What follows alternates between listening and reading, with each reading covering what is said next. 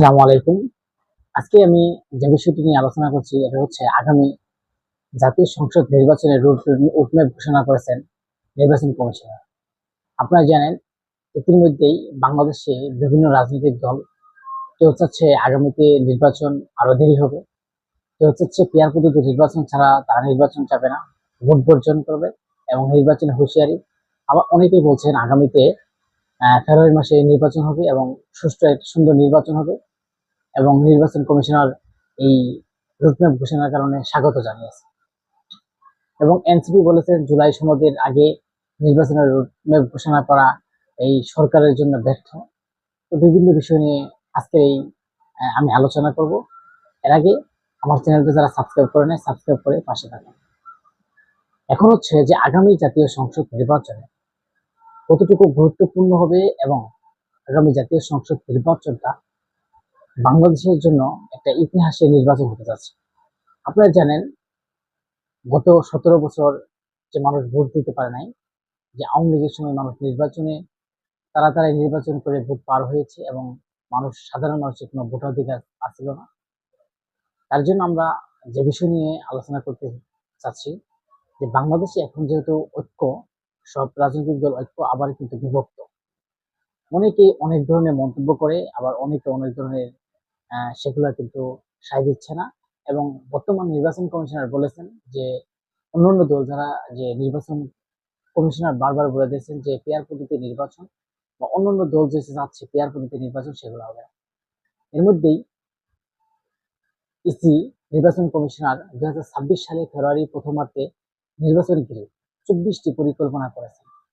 2026-এর যে নির্বাচন ফেব্রুয়ারির প্রথমার্ধে সে অনুযায়ী 24টি পরিকল্পনা করেছেন এবং নতুন রাজনৈতিক দলের প্রাথমিক নিবন্ধন 14 সেপ্টেম্বরে চূড়ান্ত প্রজ্ঞাপন এবং 30 সেপ্টেম্বর, এবং যারা নতুন রাজনৈতিক দল আছে তাদের যে নিবন্ধন সেটা সেপ্টেম্বরের মধ্যে 14 সেপ্টেম্বরের মধ্যে এবং চূড়ান্ত প্রজ্ঞাপন আপনার 23 সেপ্টেম্বর দেবে।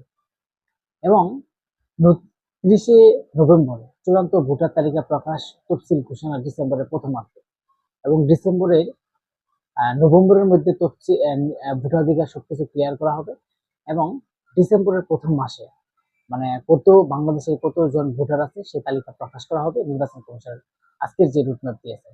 এবং প্রবাসীদের ভোটাধিকার নিশ্চিত নেওয়া হচ্ছে।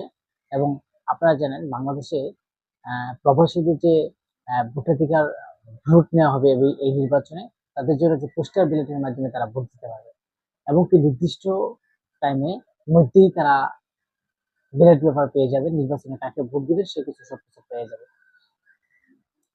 তার মধ্যে আমি আপনাদের আরেকটা বিষয় যে 24 বিষয় নিয়ে যে আলোচনা হচ্ছে যে কি এই 24 বিষয়গুলো। এখন বাংলাদেশের নির্বাচন কমিশনার যে রুটম্যাপটা দিয়েছেন এর জন্য স্বাগত জানিয়েছে বিএনপি এবং কিছু দল তারা স্বাগত জানিয়েছে এবং অনেকগুলো দলই স্বাগত জানায় নাই এবং জামাতের মধ্যে কিছু দ্বিধাদ্বন্দ্ব আছে। এর মধ্যেই এনসিপি স্বাগত জানায় নাই। এনসিপি বলেছেন যে জুলাই আন্দোলনের আগে এই নির্বাচনকে তারা অন্যভাবে দেখছেন এবং জুলাই নির্বাচন ফেব্রুয়ারি মাসে হবে এটা তারা মানেন, কিন্তু এর আগে তারা জুলাই সময়তে চেয়েছেন এবং জুলাই সময়ের ভিত্তিতে সেই নির্বাচন হবে। এবং অলরেডি এই ঘোষণা দেওয়ার পরে কিন্তু আপনারা জানেন সারা বাংলাদেশে যতগুলো উপজেলা আছে সব উপজেলা এনসিপি সফর করবে এবং মানুষের কাছে যাবে যে আগামী নির্বাচনের জন্য তাদেরকে ভোট দেওয়ার জন্য বা বিভিন্ন কিছু চাওয়া দেওয়া যা তারা দেশের উন্নয়ন বা অনেক কিছু করবে। সেই হিসাবে তারা সারা বাংলাদেশের একটা উপজেলাতে তারা পরিকল্পনা নিয়েছে।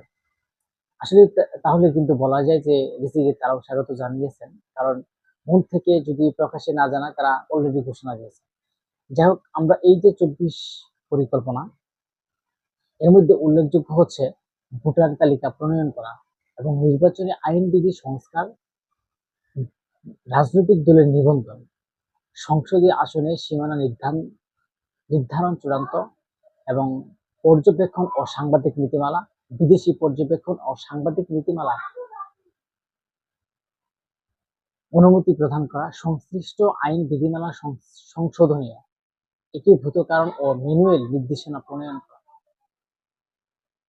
তার আরো অনেক কিছু যে বলেছেন যে পোস্টার ব্যালট বা পোস্টার পরিচয়পত্র মুদ্রণ, নির্বাচনের দ্রব্যাদি সংরক্ষণ এবং স্বচ্ছ ব্যালট বাক্স ও নির্বাচনের দ্রব্যাদি ব্যবহারে উপযোগীকরণ, নির্বাচনী বাজেট প্রস্তুত ও বাজেট বরাদ্দ, ভোট কেন্দ্র স্থাপন, নির্বাচনের জন্য জনপ্রশাসন, জনবল ও ব্যবস্থা করা এবং আইন শৃঙ্খলা বিষয়ক কার্যক্রম এবং আন্তঃ মন্ত্রণালয়ের যোগাযোগ ও আইসিটি সহায়তা, রাজনৈতিক দলের নির্বাচনের প্রচারণা, উদ্বুদ্ধকরণ ও সচেতনতামূলক কার্যক্রম, টেলিযোগাযোগ ব্যবস্থা সুসংগঠিত করা, ফলাফল প্রদর্শন, প্রচার ও প্রকাশ বিষয়ক ব্যবস্থা গ্রহণ, ইলেকট্রনিকের মাধ্যমে প্রচার এবং ডিজিটাল স্থাপনা এবং যন্ত্রাংশ ও বেসামরিক যে মিডিয়াগুলো আছে সেই মিডিয়াগুলো। তারা বলেছেন যে বাংলাদেশের যে নির্বাচন কমিশনার সে বিষয়ে সুন্দর রোডম্যাপ দিয়েছেন যে বাংলাদেশের আগামীতে যে 2024-2026 সালে যে নির্বাচন হবে সেই 2026 সালের নির্বাচনটা বাংলাদেশের মধ্যে একটা গ্রহণযোগ্য এবং ইতিহাসের নির্বাচন হতে যাচ্ছে। সেই নির্বাচনটা প্রেক্ষাপটে অনেক বিতর্ক এখনো জন্ম নিচ্ছে বাংলাদেশের মধ্যে।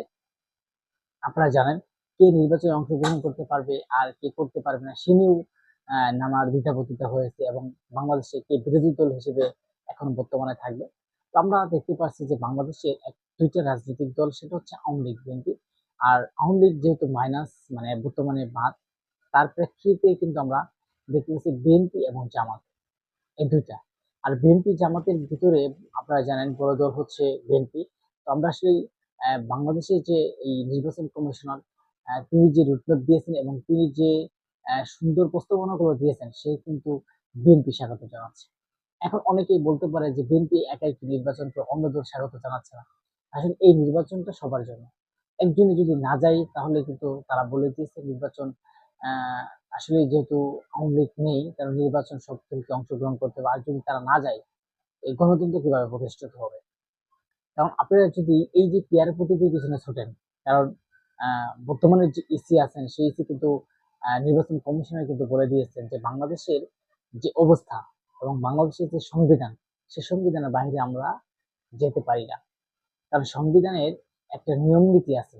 আর এই পেয়ার পদ্ধতি নিয়ে যারা তুলপাট করছেন, আর পেয়ার পদ্ধতি যদি আপনারা নির্বাচন করতে চান, আমি মনে করি পেয়ার পদ্ধতি নির্বাচন করতে চাইলে তাহলে অবশ্যই আপনাদেরকে প্রথমে সংসদে যেতে হবে এবং সংসদে সেখানে গণহারে ভোট দিতে হবে।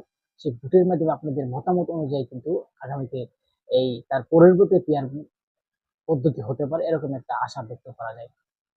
যাই হোক, এই যে ইসির যে অনেক অনেক মন্তব্য করেছেন, অনেকে অনেক মন্তব্য করে, কিন্তু এই ইসি কিন্তু আপনার অলরেডি নির্বাচনের জন্য ঘোষণা দিয়েছে এবং প্রতিটা দল তার নিজ জায়গা থেকে বিভিন্ন রাজনৈতিক কার্যকলাপ অংশগ্রহণ করার জন্য প্রস্তুতি নিচ্ছে।